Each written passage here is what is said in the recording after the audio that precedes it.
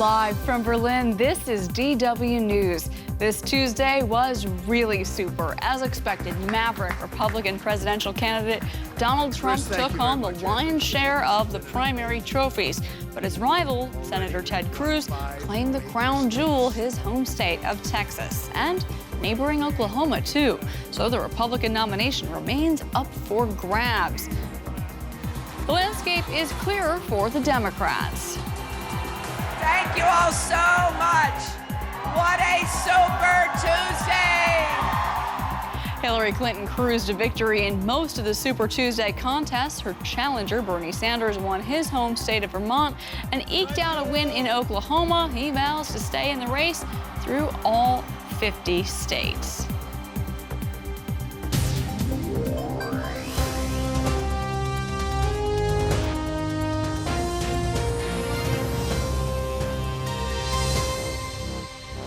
I'm Sarah Harmon, glad you could join me. This has been a Super Tuesday and then some, a defining moment in the U.S. presidential sweepstakes.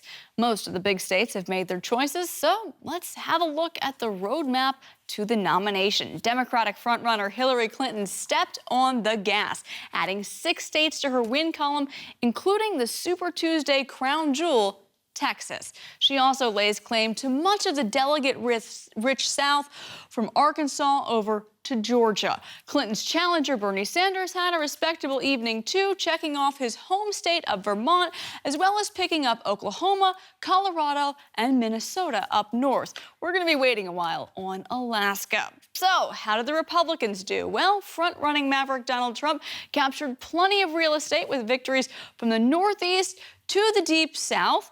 Vermont in a squeaker, Massachusetts, Virginia, Alabama, 7 states in all. But the big prize eluded Trump as voters in the Lone Star State put their support behind that man, Ted Cruz. Ted Cruz also picked up neighboring Oklahoma as well, and Senator Marco Rubio managed a single victory up there in Minnesota. Now, if you've been following the U.S. presidential race, you know Trump and Cruz have been at each other's throats for a while now. Let's take a listen to what they've had to say. The past few weeks have been a furious war of words and insults, insinuations. With all of the votes counted, though, the Donald was gracious, while Senator Cruz had some advice for other candidates. This has been an amazing evening. Already we've won 5 major states, and it looks like we could win 6 or 7 or 8 or 9. It's really been great. I want to congratulate Ted on the winning of Texas. He worked hard on it, and I know how hard he worked, actually. And so I congratulate Ted Cruz on that win. That was an excellent win. We're going to make America great again, folks. We're going to make it great again. So long as the field remains divided, Donald Trump's path to the nomination remains more likely. And that would be a disaster for Republicans, for conservatives, and for the nation.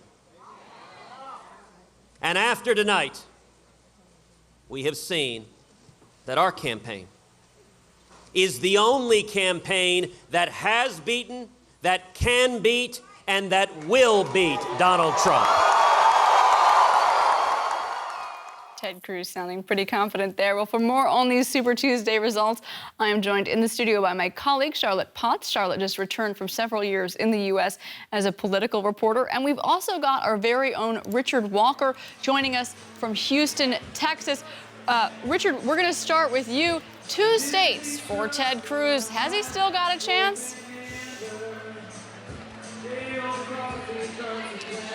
Well, it was a good night for Ted Cruz by his own standards, of course. More than a double-digit win here in his home state of Texas, despite a couple of polls in the last few days which had pointed to a close battle with Donald Trump here, and also picking up that other state of Oklahoma. But as we effectively heard from Ted Cruz in the clip we just heard there just a moment ago, his only path to the nomination would be if others start to drop out. And there's no sign that others are actually going to go ahead and do that. Yeah, in fact, I think he was referring to Marco Rubio, who only won one state. We have a clip from Marco Rubio. Let's have a listen to what he had to say. These are indeed difficult times, and many people are struggling. I know many of you are struggling. Do not give in to the fear. Do not give in to anger. Do not give in to sham artists and con artists who try to take advantage of your suffering and your hardships. Instead, believe, as we always have as a nation and as a people, that if we do what needs to be done, America's greatest days are always yet to come. All right, he's pulling out the scam artist there. Richard, do you think he's referring to Donald Trump with that one? Oh, well, no doubt about that. But I think with Marco Rubio, he faces a similar problem to Ted Cruz. I mean, although he did manage to win a bit of a surprise there, win the state of Minnesota tonight, his path to the nomination is equally difficult. Now, compared to Ted Cruz, Marco Rubio has been much more favored by the party establishment. He's the sort of person they would like to see going up against Hillary Clinton in the general election come November. A fresh face from the Hispanic communities. We heard there a more optimistic message than the often rather doom-laden Ted Cruz. But Marco Rubio has only just managed to win one state so far. And in 2 weeks' time, he will face a big test in his home state of Florida, where he currently trails Donald Trump by double digits. He's got an incredible amount of work to do to win his home state, because I think it is pretty clear if you can't win your home state in this race, then you don't really have a very strong argument for saying that you are the person to win the general election come November. Ted Cruz said as much earlier today. Charlotte, I want to ask you, because it looks like Donald Trump is shaping up to be the man to beat. I think if you had asked anyone 6 months ago, they would not have put their money on Donald Trump. What did he do right that the other candidates didn't? Yeah, he really is some sort of political phenomenon there. I think there are some ingredients to his success, and one definitely is, when I talk to voters, his authenticity. They've been saying he says it how it is. Another reason is certainly that they believe he's a very good businessman that can clean up the country, that can revamp the country, and they believe that he will run the country as a businessman. And the third reason being that voters believe he's so rich that he can't be bought. As a billionaire, he would go against corruption. So those are the main reasons that make him very successful in this campaign. All right. Well, turning for a minute now to the Democratic race, because Hillary Clinton was once seen as the all but inevitable choice for the Democratic nomination. Then she got a sort of surprise challenge from Bernie Sanders. I'd like to play both of their responses to this evening's primary results. Now, it's clear tonight that the stakes in this election have never been higher. And the rhetoric we're hearing on the other side has never been lower. Trying to divide America between us and them is wrong, and we're not going to let it work.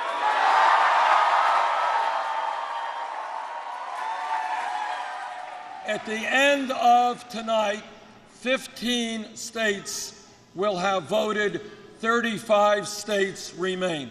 And let me assure you that we are going to take our fight for economic justice, for social justice, for environmental sanity, for a world of peace to every one of those states.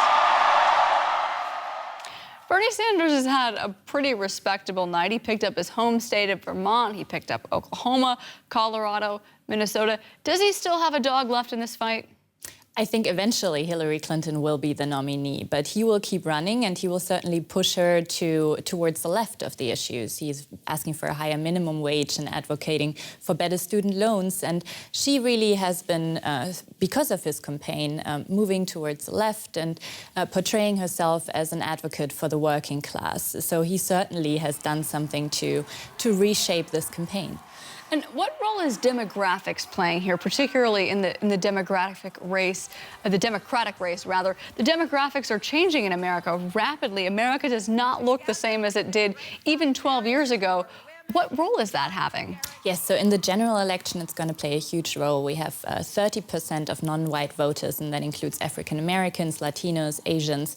And it's very important for Hillary Clinton to pick this group of voters up, which she actually has a shot because, let's say, Trump becomes the nominee of the Republican Party, they will certainly not vote for him. He has alienated those minorities, so they might actually turn up in big numbers to the polls this time to support the Democrats on these issues. And why is Hillary Clinton so popular historically with black voters? Black voters have been huge fans of her husband, Bill Clinton's presidency. He has done a lot to advocate for African-American rights and has passed some laws that really have been helpful in the African-American community. So that's going to be make it or break it for her. And tonight we've seen that she's actually picked up a big chunk of that African-American vote in the South that she will desperately need in the general election. Do you think Hillary is already sort of jump-starting her campaign against Trump at the national level? She certainly is, yeah. Her campaign is definitely shifting a little bit away from Bernie Sanders, from the primaries, to the general election. Bill Clinton, behind the scenes, apparently has been telling her to go strong against Trump, to really portray him as a con artist. And she's still a bit reluctant, apparently, to do that, but we'll see what the general election brings. Yeah, we will see. We're certainly going to have you, Charlotte, back in here a number of times between now and November. For now, I'm going to let you go. I'm going to let you get some sleep. It has been a long night for both of us, but it's been a real pleasure having you. Thank you for taking the time to come in this evening. Thank you. Super Tuesday. It's been super.